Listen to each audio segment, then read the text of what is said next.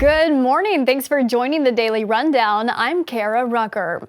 Classified documents end up at Mike Pence's private residence, and the vice president visits Monterey Park today, where 11 people were shot and killed over the weekend. But first, an earthquake strikes near Malibu, sending shockwaves through Southern California. This is Straight Arrow News, unbiased, straight facts.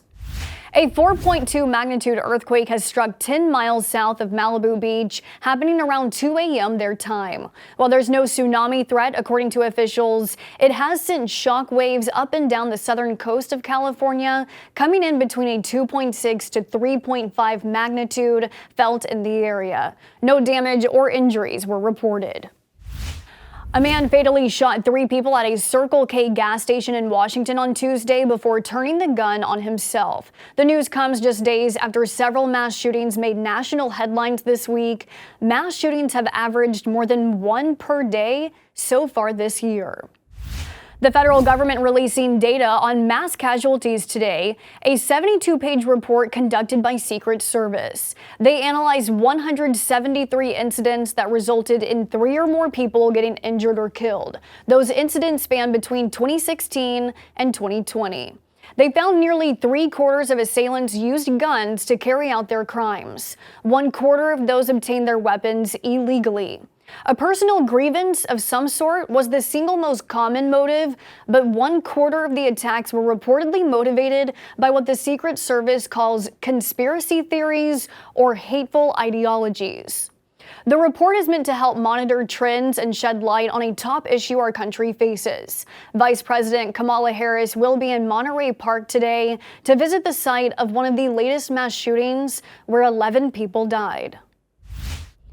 Same storyline, different character. Documents with classified markings were discovered last week at former Vice President Mike Pence's Indiana home and turned over to the FBI.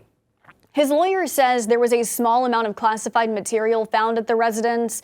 The search was a precautionary one, since the news of classified files ending up in personal residences of President Biden and former President Trump. The lawyer said the files were placed in a box and transported to Pence's home when packing to leave the White House. The attorney also said the vice president was unaware of the documents.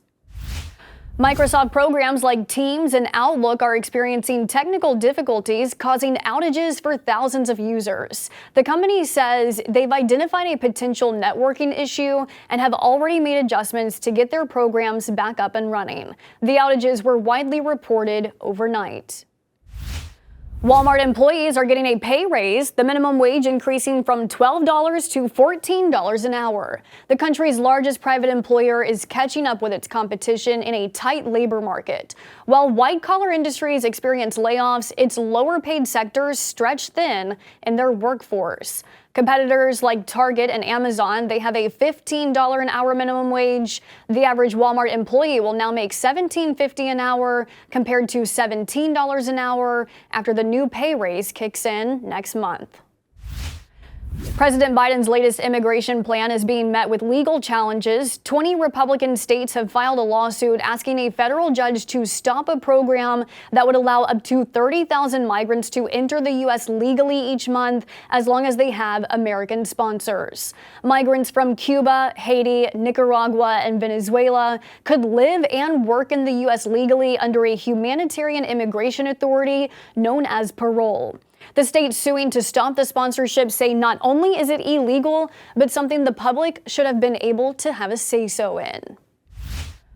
Pope Francis is giving the Catholic Church his take on homosexuality in a new interview published today. The Pope distinguishing between what is sin and what is criminal. Pope Francis says legislation across the world that criminalizes same-sex marriage is wrong.